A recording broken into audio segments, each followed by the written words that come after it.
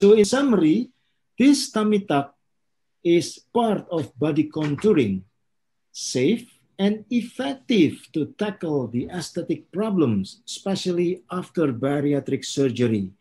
And this is the current practice where surgeons combine the procedures with liposuctions. However, it bears greater risk in aesthetic procedures, referring to the venous thromboembolism.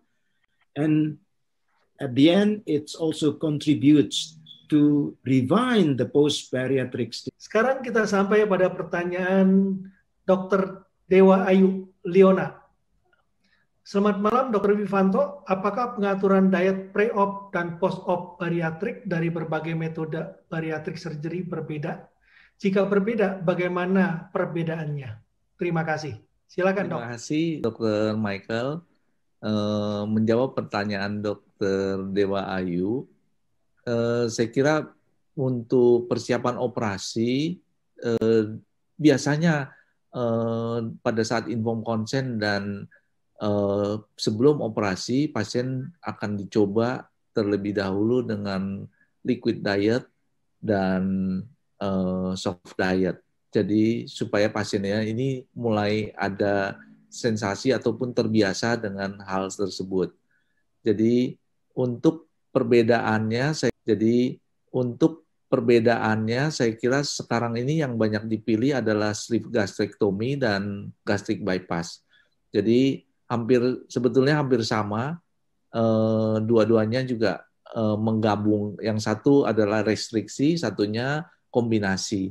Jadi pada prinsipnya bahwa pengaturan diet prabeda tidak sama. Tetapi pengaturan diet pasca bedah ada sedikit perbedaan bahwa biasanya dimulai dengan liquid diet dulu dan baru berangsur-angsur biasanya selama 2 minggu, terus dalam 2-4 minggu itu mulai ditingkatkan menjadi sedikit pure diet, baru dilanjutkan dengan soft diet dan solid food, biasanya dalam kurun waktu 8 minggu. Jadi mungkin dari Dr. Inge atau Dr. Samuel bisa juga memberikan sharingnya dalam pemberian diet pasca bedah, tetapi yang agak sedikit perhatian bahwa gastric bypass itu ada risiko dumping syndrome. Jadi pasien juga harus dipersiapkan untuk bisa mengatasi masalah-masalah komplikasi pasca bedah ini. Ya, itu mungkin bisa menjawab Dr. Michael. Baik dok, terima kasih. Nah ini pertanyaan selanjutnya dok, dari Dr. Nani Venska Kosasi, yang menanyakan adakah batasan umur untuk bedah bariatrik bila dihubungkan dengan tujuan selain berat badan turun, tapi perbaikan penyakit komorbid. Yang kedua, mengapa pasien post gastric sleeve sering ditemui keluhan GERD? Terima kasih dok. Silakan dok. Iya, terima kasih Dr. Michael. Menjawab pertanyaan Dr. Nani, bagus sekali pertanyaannya. Untuk batasan umur, saya kira memang pasien itu sudah bisa memutuskan sendiri ke arah mana dia akan mau melakukan pengobatan, mau memilih tindakan, dan saya kira sudah bisa bertanggung jawab. Memang untuk batasan umur saat ini kita anggap sebagai dewasa, tetapi mungkin kita dengar juga ada beberapa waktu yang lalu, mungkin 2 tahun yang lalu itu ada anak kecil, ya mungkin masih usia sekolah, itu besar sekali badannya. Nah itu mungkin juga itu salah satu pertimbangan bahwa itu juga bisa menjadi satu kandidat untuk bariatric surgery. Jadi itu untuk batasan umur masih relatif.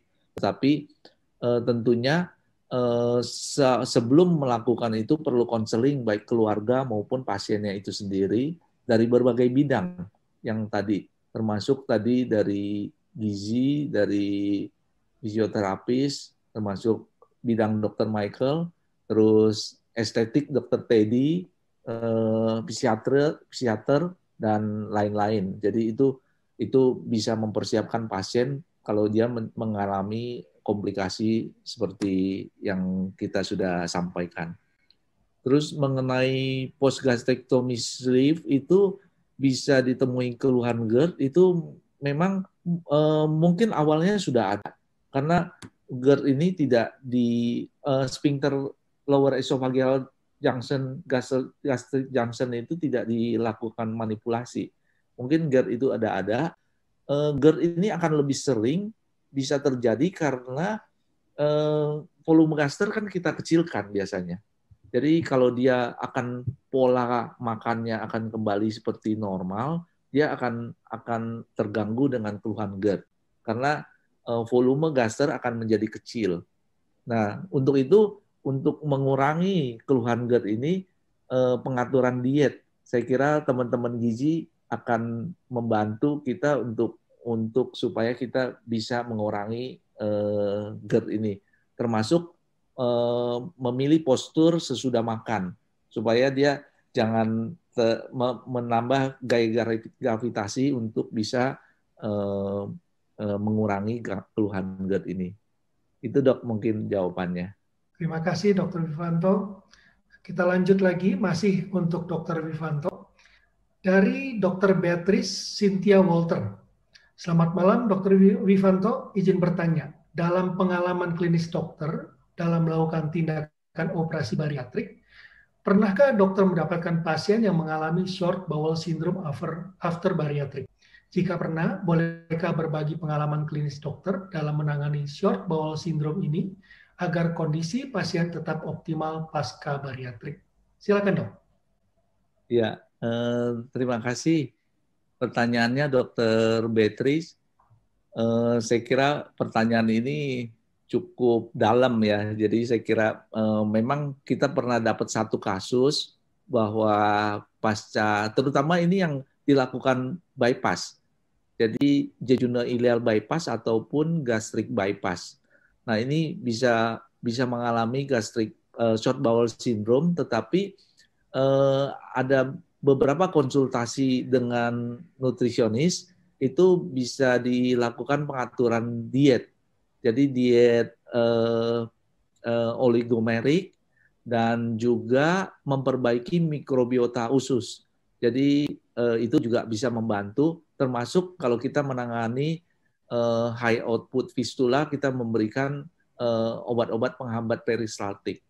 Jadi itu bisa sedikit membantu.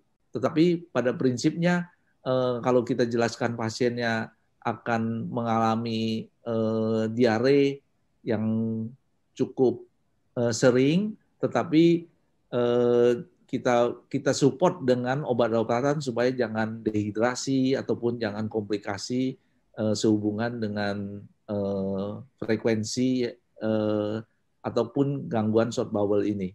Jadi memang secara konseling sebelumnya memang sudah kita lakukan pendekatan komplikasinya, termasuk bahkan juga leakage ataupun operasi ulang. Jadi itu memang risiko-risiko yang bisa terjadi yang perlu kita jelaskan di awal. Tetapi dengan multidisiplin tadi, teman-teman gizi akan banyak membantu bisa mengurangi keluhan short bowel syndrome ini. Makasih dok. Terima kasih dok untuk jawabannya. Kemudian sekarang kita kembali dengan Dr. Nani Venska Kosasi yang kali ini bertanya pada Dr. Teddy.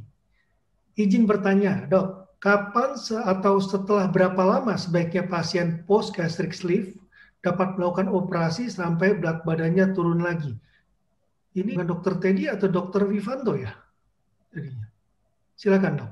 Mungkin atau dua-duanya atau bagaimana? Silakan. Terima kasih Dr. Michael.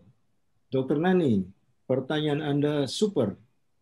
Ya, jadi memang proses penyembuhan pasca bariatric surgery itu masih harus diamati, yaitu pasien betul-betul sudah pulih, kembali pada aktivitasnya yang diharapkan sudah jauh lebih produktif atau lebih positif atau apapun yang menuju pada situasi yang jauh lebih baik di dalam mengapresiasi hasil bariatric surgery Dr. Wifanto.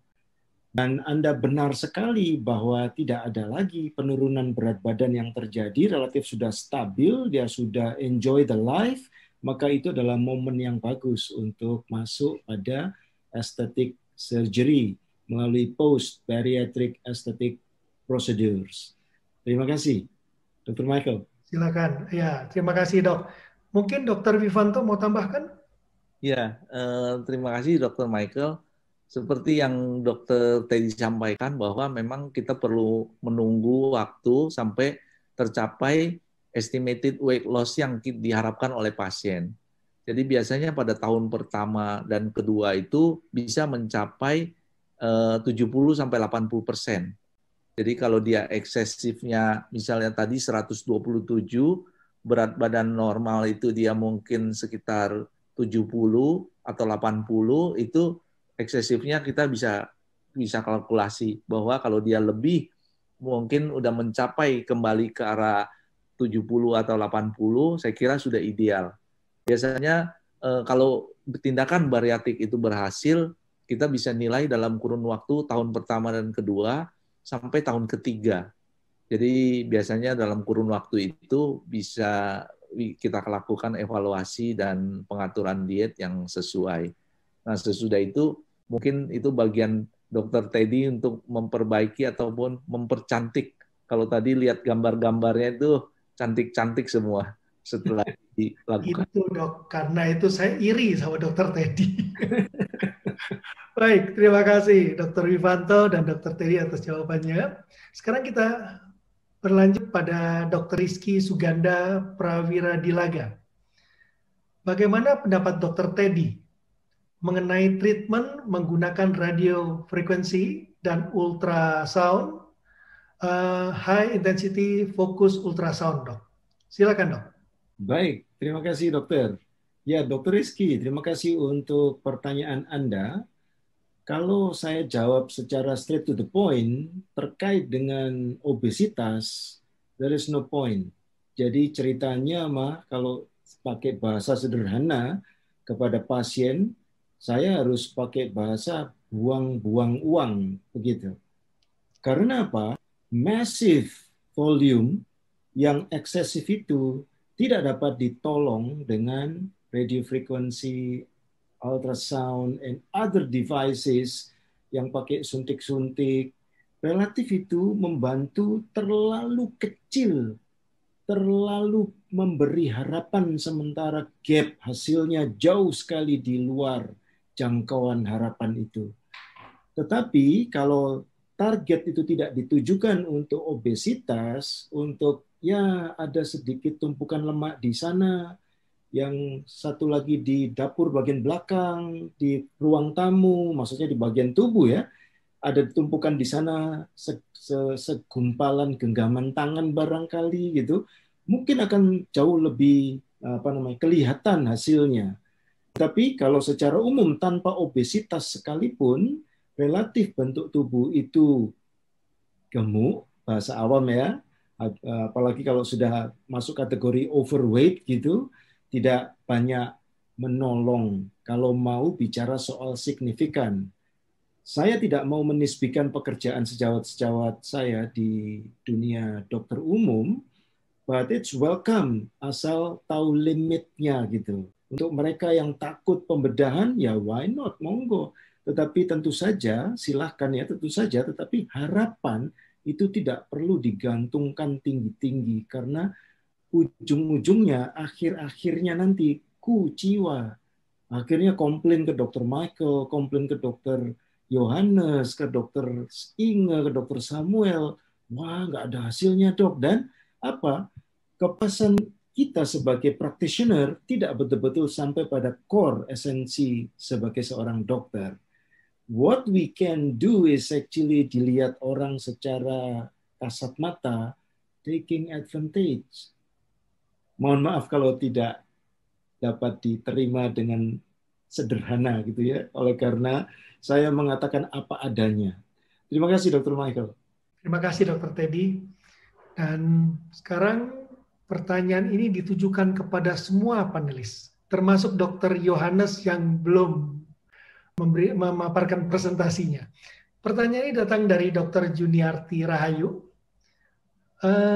Pada pasien dengan bariatric surgery dan aesthetic surgery dengan liposuction dan membuang banyak lemak, apakah sebelumnya diperlukan suplementasi vitamin D dan mikronutrien lain, terutama yang larut lemak?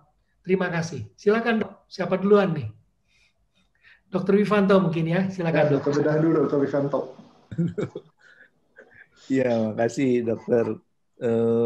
Ini kesalahan kalau maju pertama kali ya. Jadi ya. Terima kasih pertanyaannya Dr. Juniarti. Jadi memang pertanyaan ini cukup baik dan memang terarah. Saya kira kalau kita pada saat sebelum melakukan tindakan, kita sudah mengkonsulkan ke teman-teman dari klinik. Jadi biasanya ada suplementasi yang kira-kira diprediksi untuk bisa terjadi kekurangan ataupun defisiensi. Termasuk biasanya vitamin ya D, vitamin B12 ataupun preparat besi dan lain-lain. Jadi itu bisa diberikan sebelum operasi guna untuk menjaga pasca bedah ataupun pada saat pemulihan dalam 1-2 bulan ke depan pasien itu akan mendapatkan suplai vitamin yang cukup. Mungkin Dr. Yohanes atau Dr. Teddy bisa menambahkan. Dr. Wifanto. Silakan Dr. Teddy. Ya, enaknya kalau saya dapat belakangan gitu ya. Karena Dr. Wifanto yang mengurus bariatric surgery-nya yang membutuhkan perhatian jauh lebih besar. Di bagian plastic surgery, sasaran pemberian medikasi itu lebih ditujukan pada perhatian untuk penyembuhan luka. Karena pada umumnya pasien itu sudah dalam kondisi stabil after bariatric surgery. Dr. Wifanto sudah memberikan time frame tadi, bahkan bisa sampai 3 tahun. Dengan demikian gejolak imbalance elektrolit dan semua kebutuhan untuk vitamin, mineral semuanya sudah dalam status bagus, baik, normal gitu. Jadi dengan demikian perhatian saya untuk kebutuhan penyembuhan luka yang pada umumnya saya mengerjakannya dengan relatif simple oleh karena tidak ada evidence-based medicine-nya yang cukup tinggi dengan memberikan antioksidan. Kalau boleh pada tingkat praktis gitu, ada selenium, ada vitamin C gitu. Dan tidak saya beri perhatian pada vitamin D. Dr. Yohanes. Baik, terima kasih dok. Nah, jadi pada penderita obesitas itu sering terjadi defisiensi vitamin D ya. Nah, teorinya kan ada yang teori entrapment di dalam sel-sel lemak. Nah, apakah dengan teori dengan operasi bariatrik ini akan ada defisiensi? Setahu saya belum membaca ya tentang hal ini dalam hubungannya vitamin D dengan bariatric surgery karena saya belum menangani pasien bariatric surgery. Di Bandung belum ada nih. Seperti Dr. Wifanto ini di Bandung belum ada dok. Jadi kalau ada pasien saya konsul ke Jakarta, rujuknya ke Jakarta. Tapi kalaupun sel-sel lemaknya mengecil, tentunya kadar vitamin D mungkin agak meningkat sedikit dibandingkan sebelum operasi ya. Itu common logika saya ya. Tapi entah nyataannya kalau ada penelitian yang Anda baca silahkan ya. Tapi setahu saya sih memang pada penderita obesitas sering terjadi defisiensi vitamin D dan nanti ada kaitannya dengan pertanyaan yang nomor 1 tadi tentang autoimmune disease ya. Mungkin karena kurang vitamin D, resiko autoimmune disease-nya itu lebih tinggi juga dengan adanya faktor genetik untuk timbulnya autoimmune disease. Jadi sebaiknya pada pasien yang gemuk obesitas itu dilakukan pemeriksaan vitamin D dan kalau memang kurang kita beli suplementasi sebelum dilakukan operasi bariatric surgery misalnya. Terima kasih. Terima kasih Dr. Yohanes, Dr. Teddy, dan Dr. Wifanto yang saling melengkapi ya jawabannya. Baik, kita lanjut lagi. Ini pertanyaan dari Dr. Ardesi Melisa Kurniati. yang bertanya kepada Dr. Teddy, apakah diastesis rekti hanya bisa dihilangkan dengan operasi? Adakah batas ukurannya yang masih bisa dikembalikan? Dan apa efek lain selain estetik sehingga harus dilakukan operasi pada diastesis rekti? Itu dok, ada 3 dok jawabannya. Pertanyaannya dok, silakan. Baik, terima kasih Dr. Ardesi. Ya, kalau mau mengarah wajib operasi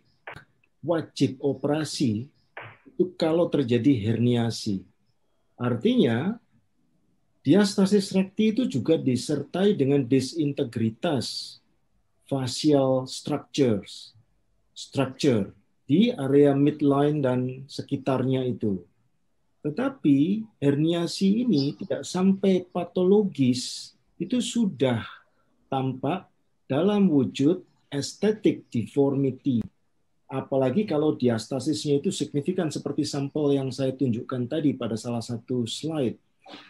Karena kelemahan dinding perut dengan adanya posisi yang tidak lagi anatomis pada kedua rectus muscle, maka dengan demikian the abdominal content is not really well contained. Jadi dia sagging, protruding, walaupun tidak pada status patologis hernia, begitu ya.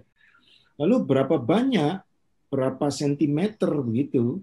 So, kita bisa bandingkan pada orang normal, relatif dekat itu. Jadi, selebar jari itu pun sebetulnya juga tidak dapat dimasukkan di antara kedua batas rektus sisi medial itu. Tetapi pada mereka yang sudah disertai dengan riwayat partus ataupun kehamilan, normal lah kalau seukuran lebar jari itu bisa dimasukkan di antara kedua rectus abdominis, sehingga itu tidak berindikasi untuk operasi. Tetapi pada waktu sudah disertai dengan excessive skin and fat, sehingga masuk pada indikasi untuk melakukan abdominoplasti, yaitu dinding rectus abdominis sekalian diperbaiki, karena itu merupakan bagian target terintegrasi pada pekerjaan abdominoplasti. Pertanyaan yang masih belum saya jawab, apakah dapat dihilangkan hanya dengan operasi? Ya, saya rasa sudah masuk di dalam jawaban saya tadi. Yang mana yang perlu operasi dan mana yang sebetulnya bagian dari diastasis yang normal gitu karena efek gestasi dan partus. Terima kasih. Terima kasih Dr. Teddy. Kemudian ada pertanyaan dari Dr. Adita Rahma Amalia. Menurut saya pertanyaan pertamanya untuk Dr. Teddy itu sudah dijawab dan mirip dengan pertanyaan Dr. Rizky tadi. Yaitu, saya bacakan saja ya. Menurut dokter, bagaimana proses body sculpture yang ditawarkan oleh klinik kecantikan melalui alat elektronik? Apakah itu memang dapat meluruhkan adiposit sel lemak, adiposit? Adakah kontraindikasi untuk bedah estetik? Nah, ini yang kedua, dok. Adakah kontraindikasi untuk bedah estetik kulit bagi pasien yang pernah mengalami penyakit kulit, misalnya psoriasis, SJS, pemphigoid, dan sebagainya? Silakan, dok. Ya. Adakah kontraindikasi untuk bedah estetik kulit bagi pasien yang pernah mengalami penyakit kulit, misalnya psoriasis, SJS, pemphigoid, dan sebagainya? Silakan, dok. Ya. Terima kasih. Ya, saya rasa pertanyaan pertama sudah benar, Dr. Michael sudah terjawab. Untuk pertanyaan kedua, saya tidak menjawab secara langsung, tapi saya mengajak sejawat Dr. Adita dan sejawat yang lain, kalau orang mengalami psoriasis gitu ya, kira-kira subjektif komplainnya seberapa tinggi? Lalu kalau ada subjektif komplain yang keluhan subjektif ya, yang tingkatnya itu mengganggu dari hari ke hari atau dari pekan ke pekan, kalau itu terkontrol sekalipun, setiap saat ada worriness, ada insight pada si pasien untuk memikirkan how I can keep my control psoriatic condition.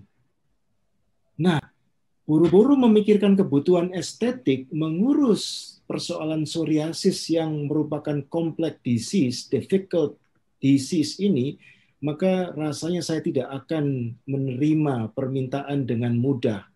Kalau perlu 10 kali pertemuan baru saya setujui setelah saya yakin betul bahwa memang dia sangat membutuhkan.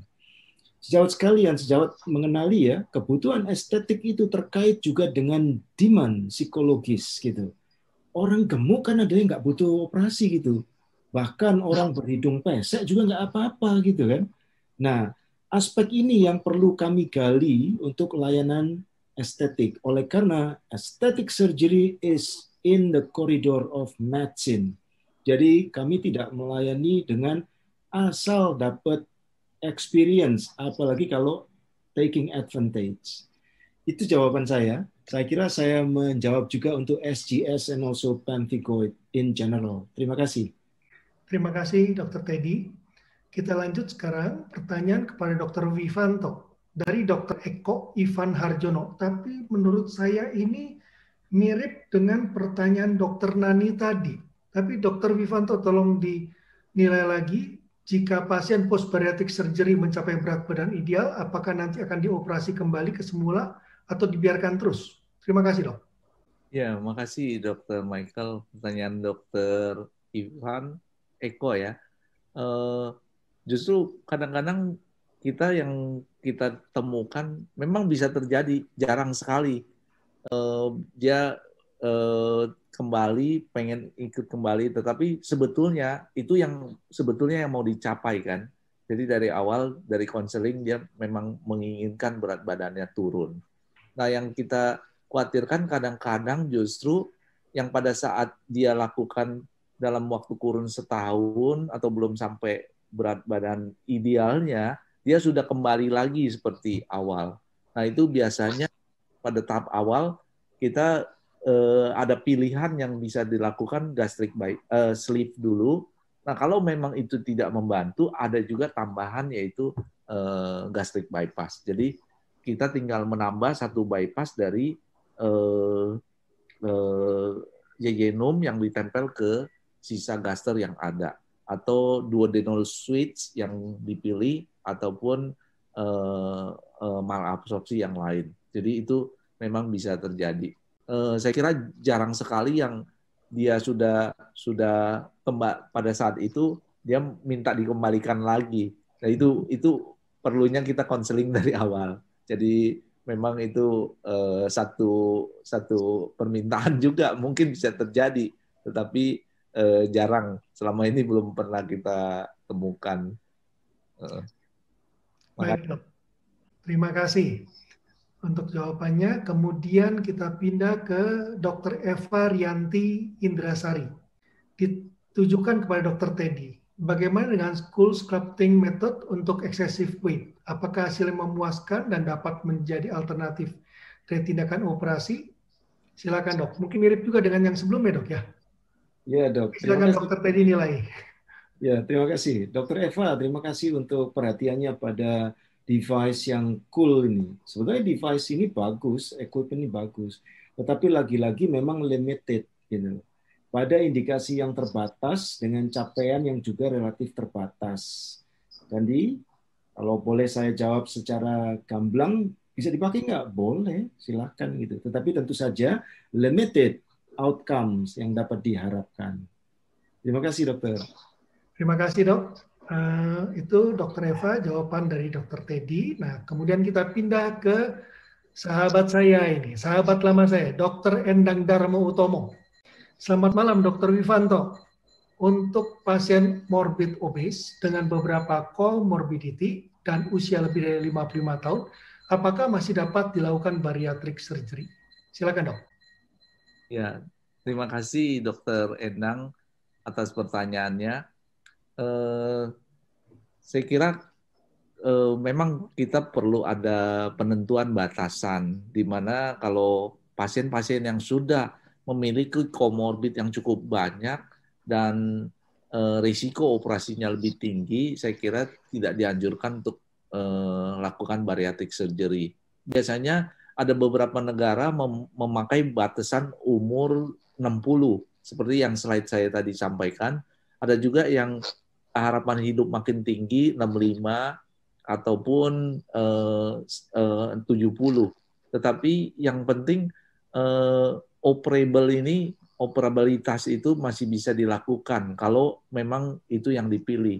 Dan kalau komorbiditasnya itu disebabkan oleh karena karena obesitas, itu mungkin masih ada rasional untuk kita bisa lakukan tindakan bariatrik. Seperti biasanya pada orang tua yang sudah obes itu lututnya yang terganggu karena berat badan yang cukup besar dan ini. Jadi masih ada, kita mungkin bisa mempertimbangkan, tentunya sesudah melalui konsultasi yang intens seperti ke dokter Michael atau dokter teman-teman dari gizi ataupun dokter-dokter yang lain termasuk psikiater. Jadi apakah memang tujuannya dia memang mau melakukan tindakan bariatrik ini mengingat komorbid yang sudah banyak.